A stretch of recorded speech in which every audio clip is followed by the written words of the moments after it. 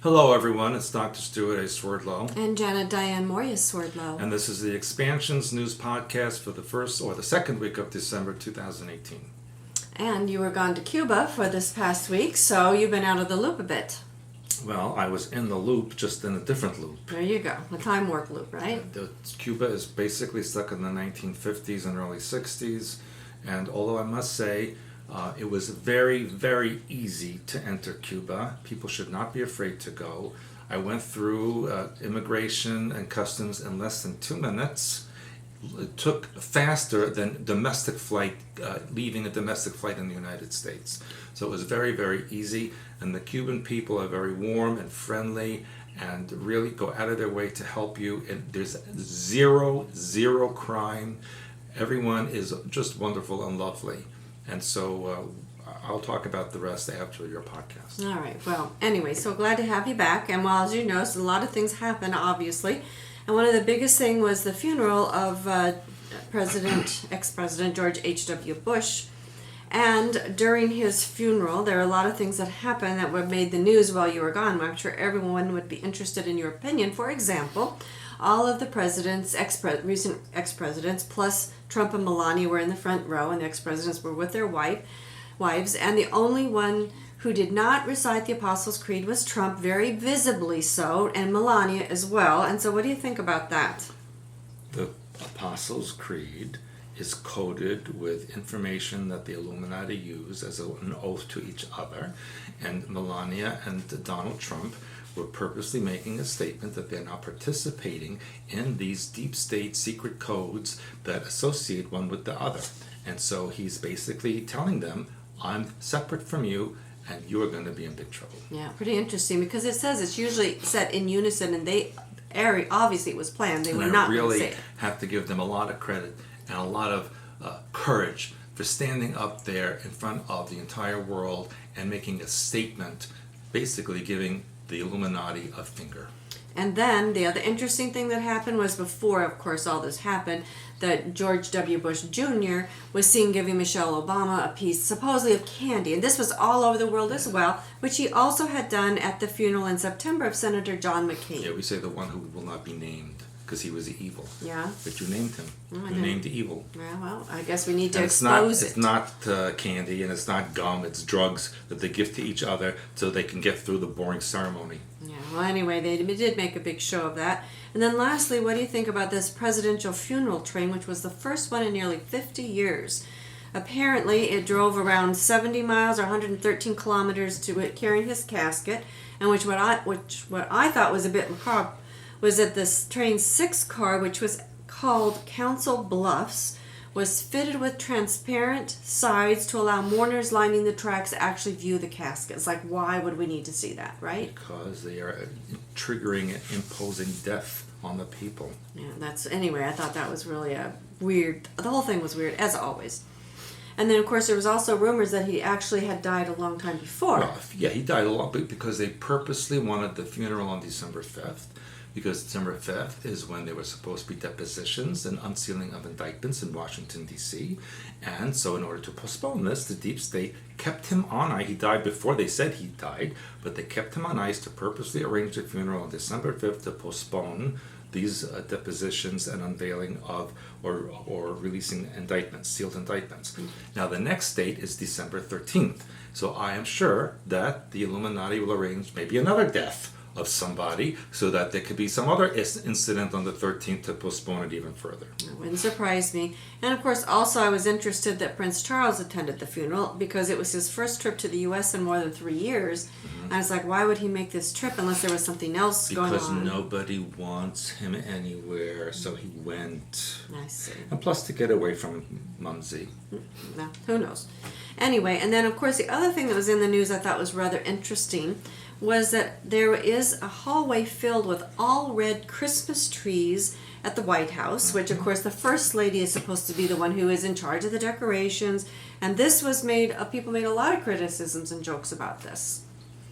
You know what? She could make a beautiful chocolate cake and they would criticize Yeah, that's what her. they do. They criticize her clothes, they criticize her hair, they criticize her actions. It's like, come on, people.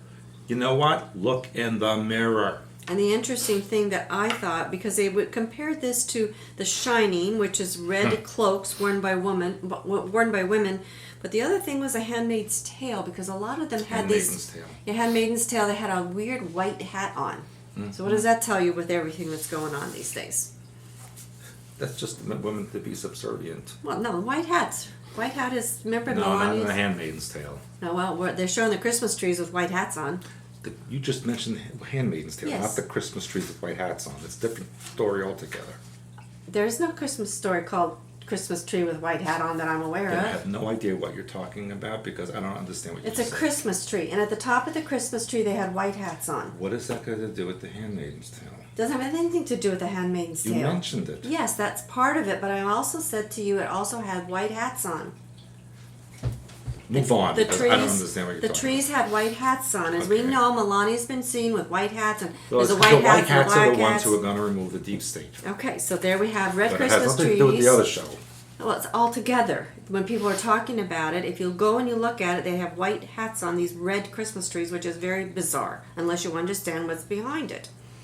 Now, moving along, our neighbor to the south, Mexico, as you know, they have just inaugurated a new president, Andres Manuel Lopez Obrador, and he signed an agreement with El Salvador, Guatemala, and Honduras to increase jobs in the region, which they're saying that's the most important thing in his mind is poverty, and people are making To remove poverty. to remove poverty. Well, he's focusing on poverty so he can remove it, and that's the most important thing because it's not a show like a lot of other people make a lot of show for themselves, and he's actually getting out and he's working with the people. Well, good luck working with Honduras and El Salvador.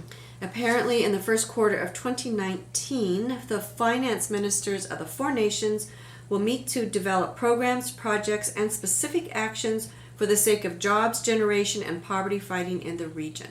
So we should have a lot of, hopefully, better things for Central and South. They cannot do that by themselves. They're going to need a very rich benefactor to help them do that. Well, I know when we were in that area, Bill Gates was giving billions into that area. Bill Gates so. is peanuts compared to what they need. Well, then who knows what they will be getting before it's done. And also in Europe, when you were in Cuba, I don't know how much news you saw, but they actually had 4 consecutive weekends of what they're now calling yellow vests. Yeah, gilets jaunes. And I'm wondering if this is the beginning of the EU Civil War. I think it's a new French Revolution. Well, that could be the beginning. And that's good. Macron needs to go back to his nursery school. Well, people are in arms over there, and even in Belgium, there are protesters what's going on. Well, if Belgium protests, it must be important. Yeah. And did you know in Dubai that because of Israel's rising status in the Middle East, that Dubai's Jewish community is now stepping out of the shadows and has opened its first synagogue amid a tolerance campaign to ease restrictions on minority religions in the United Arab Emirates. Who knew there were Jews in Dubai? Yeah, and apparently even some of them are asking people who've been there not to reveal its location or write about its activities, and some really don't even want you to know it's there yet because... So why is it in the news? Well, here we go. But that's what's happening in Dubai. And over in the UK, one of your favorite countries... Yuck, I call it yuck. There's a Cambridge professor who is calling for children as young as 6 to be given the vote because he said the younger generation... 6 years old. That's about the mentality of most British people. The younger generation have to endure the consequences of decisions made by older people, and there's no voting limit on the upper end. Let's just give it to fetuses as well. Well, that's kind of what people said, except he said that people should be able to read. That's why he said 6. Oh my goodness. So, this is why the empire is gone. And that's why he says, that we need to do things to balance it out. So this is what's going on. He's brilliant. He's going to go far in his life. And I don't know what happened. I know you didn't take Southwest Airlines, but... No, I would never go back on that airline ever again. There was a mother who was with her 5-year-old and boarding a flight in California, and the airline employee mocked the little girl's name. I agree with them. Absidy. Is that how you say it? Absidy. How do you know that's how you say it? Because that's what it says. It just says A-B-C-D-E. Yes. I don't think you can pronounce it. Yeah, they call it absidy. That is a mother who should be imprisoned. So apparently, when she complained, Southwest Airlines didn't really respond. So she went to the news, which of course put it all over the place. And apparently, because Southwest did apologize, but I did look this up because I was curious. And there are close to 400 girls in the U.S. named ABCDE. Are you kidding me? No. Close to 400. And are they like the last of 15 children and they couldn't find any more names? I don't know, but anyway, I thought that was interesting. Then we have a man named Adam Kale. Of course. Who has covered his entire body with tattoos, but also had both his nipples and genitalia removed. Oh, don't even go further. And not only that, he shared photos of his latest surgery. My God, stop it. That are very graphic. Why would anyone watch that? He identifies as a nullo. No, he's a nut job. A nullo who does not want certain body parts. No, he's an absolute psychotic, dangerous person who should be institutionalized. Apparently. And what doctor performed that just for money should also be institutionalized. I agree with that. He's from Russia, and he went to a hospital in Guadalajara, Mexico. Because they'll do anything for money. But, interestingly enough, he found his fame on a Polish television show called Second Face. Right. And at that time, he had almost all his skin covered with great tattoos because he apparently had scars left from cancer. Mm-hmm. So he just kept going, apparently. Mm-hmm. And the interesting thing is, apparently, he does not call himself an asexual person. He calls himself an agamic person. What the heck is that? I guess it means he has a sex drive. That's why he had his sex organs removed. But he says nullo community, so there's more than one. They want to have their body parts like nipples, belly button, or genitals removed if they're a man or a woman. And guess what? He has 50,000 followers on social media. So there's 50,000 dangerous, psychotic people that need to be put away. Yeah. So anyway, the reason I'm telling you these things is because when you think it can't get any nuttier, it does. This is why the Illuminati, have power.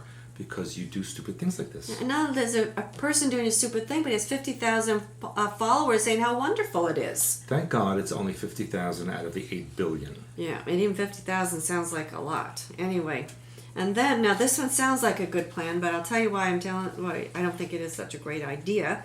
There's an anti-porn crusade among college men that started at Notre Dame University, close to us, proclaiming that pornography, of course, is not dignifying male or female, but they want the university to put on a pornography filter. And on the internet? On the internet, on campus. Now, the Notre Dame already has, basically a creed or whatever, asking their students, not to visit these kind of. Because it's a Catholic university. Well, but a lot of universities around the country are following this lead and asking for their universities to also ban it. Right, so restrictions on freedom. Yes. I'm not agreeing that pornography is not good, but I don't think you should be restricted. That's my point. Is that the fact that, yes, it sounds, So let's just go outside the college and get it. Yeah, exactly. It's not going to stop anybody. Exactly. Stupid people. And we have freedom of speech. They're taking it away and people are giving it away. And the thing is just don't go there. You don't have to have people ban everything. You cannot legislate morality. I've said this for years and years, and I will probably never change my opinion on that one. And I have told you about Digisexuals. Digisexuals.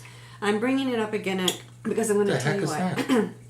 A digisexual is a person who takes their sexual identity from having sex with robots. And so the academics are saying that this is coming down the pike and you're going to have to get used to it because people are going to form an intense connection with their robot companions. And there is even a book out now called Robot Sex, a book for the enlightened sapiosexual. Is a sapiosexual? That's a person who finds intelligence sexually attractive. So, I don't know how they're going to get that from a robot. Well, or any other people in the human race. Yeah, but, point being is, the reason I'm telling you this about the digisexuals, which we've talked about robot sex now for a long time. Are you sure it doesn't people have sex with their fingers? Well, this is what they're claiming it is.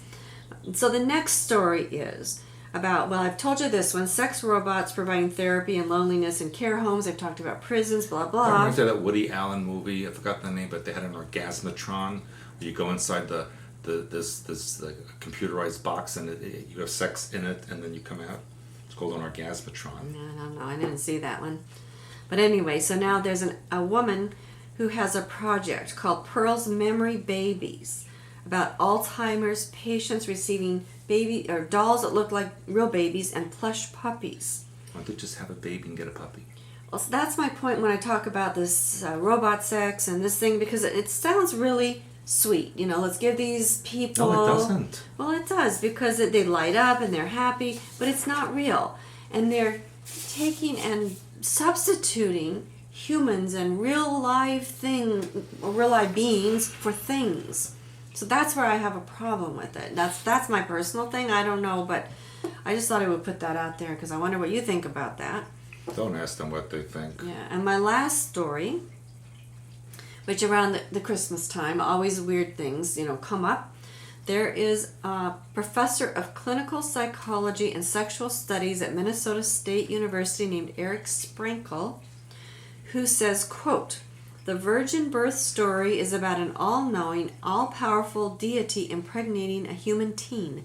There is no definition of consent that would include that scenario." So that means that the alien being is guilty of abuse. Sexual abuse. Well, he's actually saying God is sexually abused Virgin Mary. Oh my. Based on the traditional Christian Bible story. Mm-hmm. And you can't sing White Christmas because it's racist. And apparently there's a very specific passage in which Mary tells an angel, "Let it be," which one professor from somewhere else thinks that implies consent. But he says that the omnipotent deity simply had too much of a power difference over a mortal girl, making her consent meaningless. So he says... If he created her and arranged everything in existence, then he doesn't need her permission. He says to put someone in this position is an unethical abuse of power at best and grossly predatory at worst. Let's bring God up on charges. And he's claiming that Christian story is one of rape and abuse. So here you are, your Christmas story. For Merry the Christmas. week. Yeah, Merry Christmas on that one. So That means Jesus was what's the term they use? for what? A baby born out of wedlock. Bastard. Yeah, Yeah. Anyway, all kinds of weird things. I made you say bastard. All kinds of weird things. So with that said, I want to remind you, as we're going into December, there's going to be all kinds of We're in triggers out December. there as we're going into it. We're in it, to the beginning of it. We're moving further in. You want to take control over your own mind so other people don't take control of it for you. Hyperspace have a Helper, True Reality of Sexuality, 13 Cubed. These are great books because there are so many triggers around and during the holiday season. It's unbelievable. Now, for your young ones, or if English is your second language, we have this beautiful set, Little Fluff's books on archetypes, chakras, protection, and energy fields or auras, and they're all in color, and they make fantastic gifts for yourself or for others. We have our healing books, which also make fantastic gifts. Again, Hyperspace Helper, this is a basic. Decoding Your Life is a basic for anybody. These are this book and this book are the two books that you need in your library for sure. Then you can add in Hyperspace Plus, Healing Archetypes and Symbols. Plus, our history books are fantastic.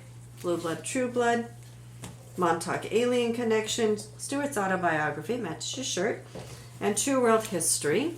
And, of course, we have White Owl Legends if you're into Native American. This is fascinating. I'm not going to tell you about it. You can look it up on our site, www.expansions.com.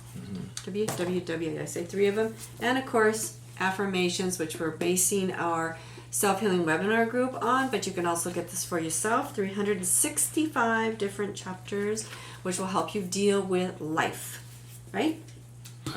Yes. Yes. So, with that said, I want you to like, comment, and share our YouTube channel, our Facebook page. If you like that, you get an extra 8% discount on your purchases. And We're still doing webinars. we're doing webinars in January. Our big class is coming up in January. So if you're interested in that, you need to sign up ASAP. Quito You'll in be March. in Quito in March. And I was just talking in Cuba with some government officials, and they are going to help me sponsor a huge, gigantic event in May in Havana. Wow. Unana. That sounds very fascinating. So more details on that. Coming up by around New Year's, I'll know more. Okay, and then of course the end of June we have our big trip to the Waldensian country. You can watch the ancient trails with us. You want to read about the Waldensians and the True World History book. Lots of fantastic things coming up for us here at expansions.com. Yes, and as far as global warming is concerned, I will let you know that it was snowing in Shanghai, which it hardly ever snows in Shanghai. And they have big snowstorm now in North Carolina, South Carolina, and all across the South. So that sounds like global warming to me. I think so. And we were, 12 degrees this morning. So well, that that's was Fahrenheit. It's right. minus 12 centigrade. There you go. Global warming, right? All Bye. right. Bye.